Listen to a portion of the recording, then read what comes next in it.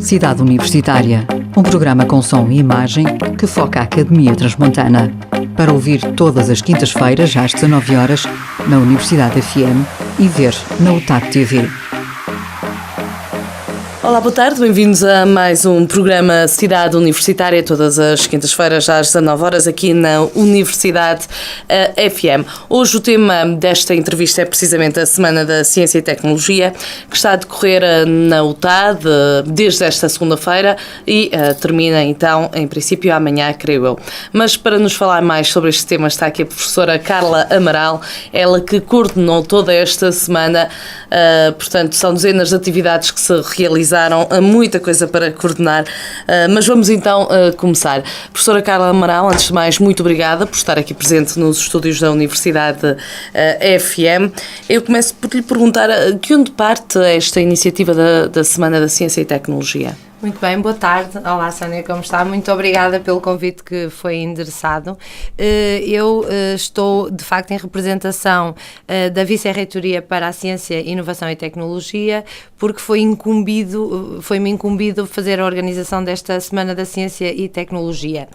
Eu gostava antes de mais, portanto, agradecer e aproveitar este momento para agradecer todos aqueles que participaram na Semana da Ciência e Tecnologia.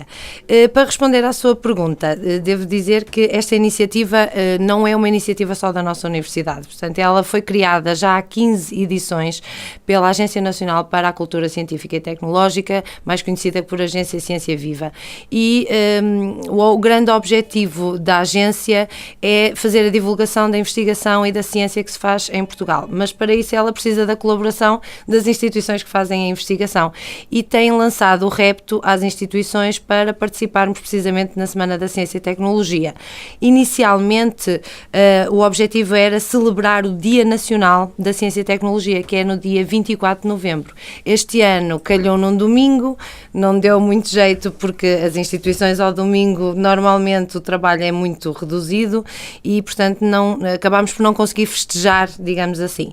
E, portanto, associámos-nos ao repto lançado pela Ciência Viva e fizemos uma série de atividades durante esta semana, que vão terminar amanhã, como a Sónia disse muito bem, porque nós tivemos também a colaboração do Dolce Vita Douro, do Centro Comercial, e a última atividade que nós temos programada vai efetivamente decorrer lá nos espaços do Dolce Vita Douro.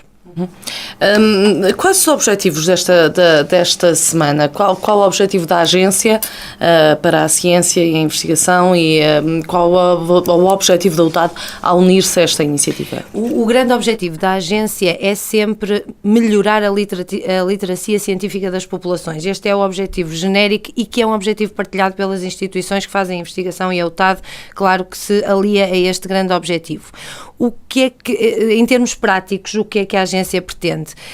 Muitas vezes os portugueses perguntam-se para onde é que vai o dinheiro e o que é que nós fazemos com o dinheiro, porque falamos em ciência, faz-se investigação e muitas vezes é difícil perceber a aplicabilidade desta investigação. Até há algum desconhecimento sobre como é que nós fazemos a investigação e, portanto, o grande objetivo ou dos grandes objetivos que estão associados à divulgação da ciência e tecnologia, e este ano o cartaz da Agência Ciência Viva tinha lá essas perguntas, como é que os cientistas trabalham, o que é que eles fazem, o que é que se investiga e como é que a investigação pode ser utilizada pelas populações.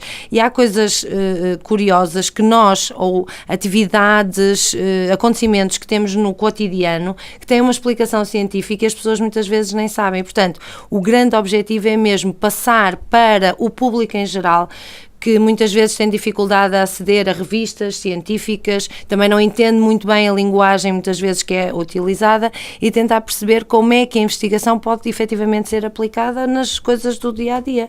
E nós temos vários exemplos na nossa universidade, não é? E mesmo no país... eu acho que é importante para um português saber que, por exemplo, o sistema da Via Verde, que é um sistema interessantíssimo para contabilizar e fazer pagamentos nas portagens, foi inventado por portugueses e não há noutros países da Europa. E são coisas como estas que as pessoas precisam de saber e é esse um dos grandes objetivos. E precisamente a UTAD é conhecida por fazer investigação bastante localizada, ou pelo menos muito ligada à área daqui, por exemplo, da vinicultura, de situações ligadas aqui à região do Oriense. Exatamente, não é só a vitivinicultura, isso é uma atividade, é um exemplo já bastante conhecido, mas essencialmente nas ciências agrárias, e porque a UTAD é uma universidade que está localizada no interior, mas não é uma universidade interiorizada, ou pelo menos não é esse o nosso objetivo. Nós queremos que a universidade contribua para o desenvolvimento da região e por essa razão temos sempre muitas parcerias na área da vinha, na área do castanheiro. Há imensos projetos nessa área que são importantíssimos, na amêndoa, na azeitona e no azeite e portanto ainda que haja pessoas que já sabem sobre isto, é importante passar a mensagem que a investigação é importante, tem aplicabilidade e faz crescer as populações, faz criar empresas e faz com que os públicos mais jovens se possam fixar na nossa região, que infelizmente tem vindo a ser cada vez mais deslitoralizada. Quando tudo vai para o litoral, depois nós temos que fazer aqui um esforço extra para trazer as coisas aqui para a nossa região. É verdade. Falamos aqui da questão do método científico, como é que se investiga. Como é que se faz isso? Como é que se passa de... Portanto, o que é que um cientista faz no seu dia-a-dia? Pode haver duas formas, ou essencialmente aqui na nossa universidade podemos ter dois aspectos importantes. Temos um contacto com empresas ou empresários do exterior que nos chegam com problemas e, portanto, logo a primeira situação que se cria é a colocação da hipótese ou do problema e ver de que forma é que os nossos investigadores, os nossos grupos de trabalho, os nossos centros de investigação podem ajudar na resolução desse problema. Primeiro temos que pôr o problema e mesmo na investigação mais pura, que depois pode vir a ser aplicada, tem que se pôr sempre primeiro o problema. Depois do problema é preciso pesquisar informação que já tenha sido publicada por outros colegas, portanto agora estou a falar um bocadinho do método científico, é para as pessoas também saberem como é que nós fazemos. Normalmente procuramos bibliografia especializada para verificar se houve problemas semelhantes que foram resolvidos por outros cientistas e tentamos adaptar aquilo que eles têm ao nosso problema e, portanto, criamos dentro do problema um processo de investigação que parte, nessa fase, partimos já para a investigação prática propriamente dita. Claro, sempre tendo em consideração a resolução do problema. O objetivo é resolver o problema da melhor maneira possível. Depois da experimentação, faz-se a análise dos resultados, que implica sempre análises estatísticas, de variabilidade, de aplicabilidade, análises económicas para saber a rentabilidade da aplicação da resolução do problema e depois fazemos a apresentação do problema a quem o solicitou ou então dizemos aos nossos colegas, aos nossos pares, o nosso problema era este e nós tentámos resolver desta forma. A nível da investigação científica universitária também há aquele cuidado da publicação dos artigos e que dão, no fundo, acabam por dar a serem essenciais até para a divulgação da própria universidade. Sim, era essa parte que eu estava a dizer, portanto nós depois temos que escrever os resultados e publicar isso entre os nossos pares, e nós temos que ter o reconhecimento dos nossos pares de que aquilo que nós fizemos tem a mesma validade e, portanto, nós somos sempre avaliados. Hoje em dia há algumas dificuldades, algumas classes têm dificuldade em perceber o sentido da avaliação. A investigação está sucessivamente sempre a ser avaliada por grupos de pares, portanto, pessoas que fazem o mesmo tipo de investigação, mas só depois de validada pelos pares é que nós a conseguimos publicar. Essas publicações que a Sónia referiu têm sempre uma dificuldade. São publicações com uma linguagem muito específica e têm muitas vezes dificuldades de consulta para públicos não específicos e, portanto, para ultrapassar essa faceta, também é costume na investigação que se faz aqui na nossa instituição fazer jornadas técnicas ou temáticas onde convidamos os possíveis utilizadores da nossa investigação. Vou falar como exemplo num trabalho de investigação que eu fiz, que desenvolvemos um método de tratar ou melhorar o tratamento das águas russas, que são as águas que saem dos lagares de azeite. Nós sabemos que aquilo que publicamos dificilmente chega aos olivicultores ou às pessoas que são donas dos lagares.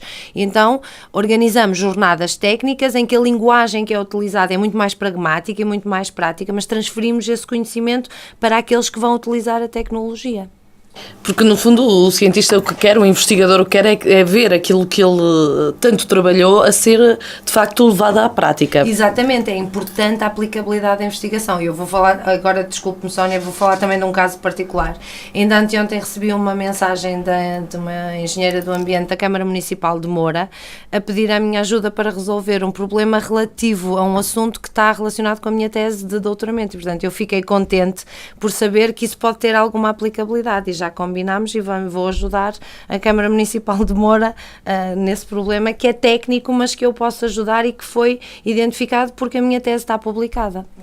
Portanto, os investigadores estão fechados muito tempo, é um facto, mas estão a resolver problemas concretos e práticos. Exatamente. E quando calha, e quando conseguem mesmo uma descoberta, e a UTAD tem sido bastante profícua em registar as patentes desses mesmos inventos, entre aspas, científicos. São inventos e mesmo só o desenvolvimento do pensamento intelectual também é considerado uma propriedade, é propriedade intelectual. E para precaver a utilização errada dessas tecnologias que nós desenvolvemos, ou errada no sentido de ser roubada, vou passar esta expressão entre aspas, o nosso gabinete de apoio à propriedade intelectual tem feito um trabalho maravilhoso e nós temos já várias dezenas de patentes e continuamos a fazer esse trabalho que tem sido importante, mesmo porque a própria patente é uma forma de divulgar o trabalho também, a nível nacional e internacional. E esta semana foi dedicada especialmente a isto, a dar valor e a mostrar precisamente o que os investigadores fazem. E precisamente que atividades é que foram realizadas, que estão a ser realizadas durante esta semana? Esta semana foi, das últimas edições, aquela que conseguimos juntar mais atividades, porque nós já temos tido edições anteriores, só que a divulgação não tem sido tão grande e não tínhamos solicitado tanto o apoio dos nossos colegas.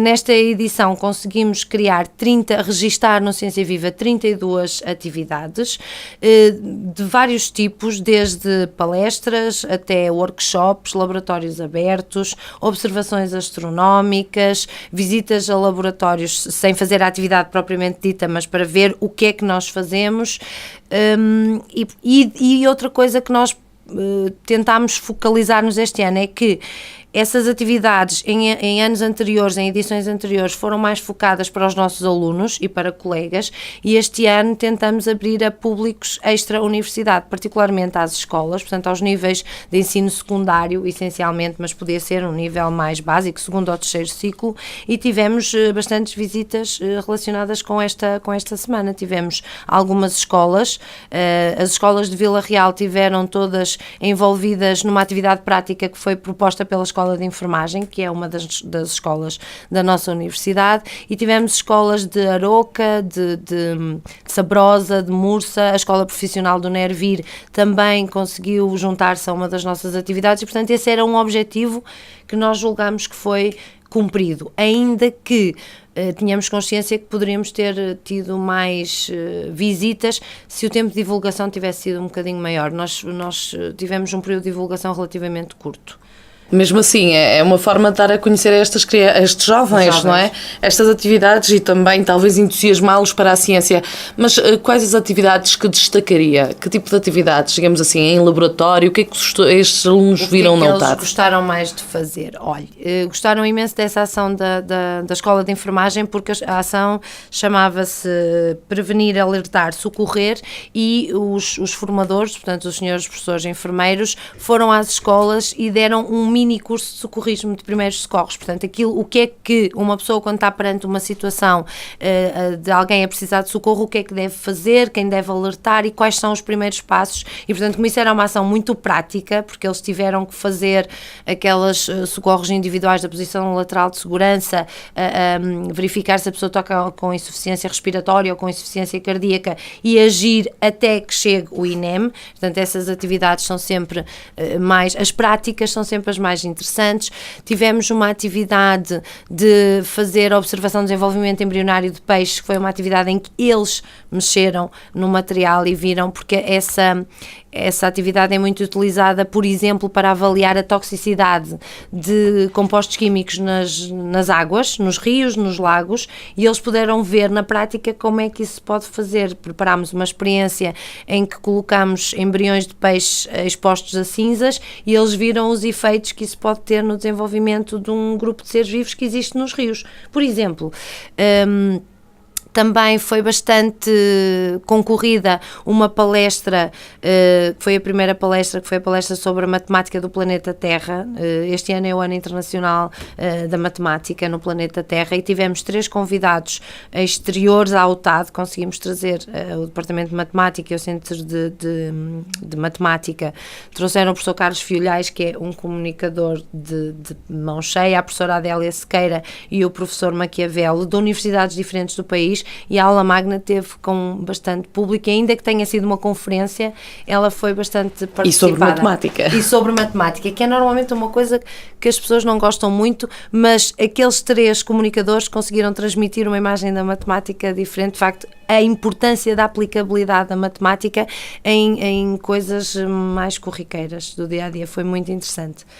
Eu ouvi dizer em algum lado qualquer coisa como e depois o diabo introduziu o alfabeto na matemática.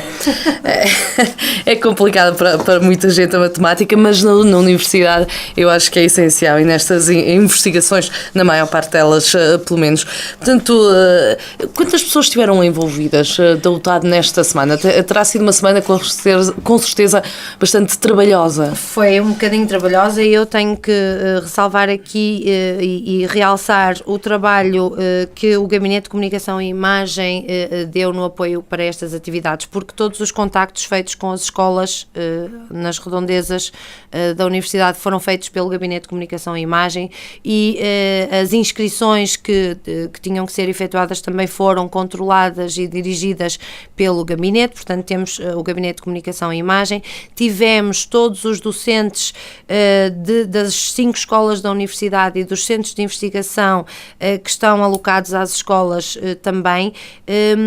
Eu assim, não fiz as contas exatas, mas eu diria que pelo menos umas 80 a 100 pessoas estiveram envolvidas nestas atividades para proporcionar, incluindo não só os presidentes das escolas, os diretores dos centros, mas os investigadores que tiveram efetivamente em contacto com as pessoas que quiseram participar nas diferentes atividades. Precisamente, deve ser também estimulante para o próprio investigador ter pessoas, alunos jovens, a quem mostrar aquilo que ele faz diariamente. O feedback que nós tivemos é bastante positivo.